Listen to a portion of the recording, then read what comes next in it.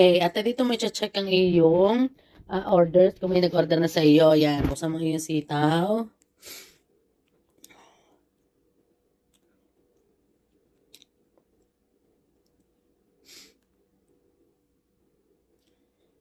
Yan. X mo yung Happy New Year. Then, click account.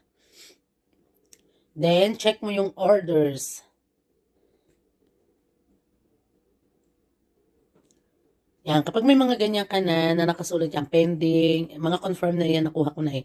Pending yan. Yan yung mga orders mo, marami ka magiging ganyan. Pag kukunin mo na yung orders mo, i-click mo lang yung bilog sa tabi ng item. Halimbawa, ito, pending, yan. Magiging orange yan. Tapos, i-click mo itong pay and take delivery. Yan. Tapos, ganito ang lalabas. Tapos, submit and pay. Wala akong laman ang aking account, kaya hindi ko mabibili. Pag may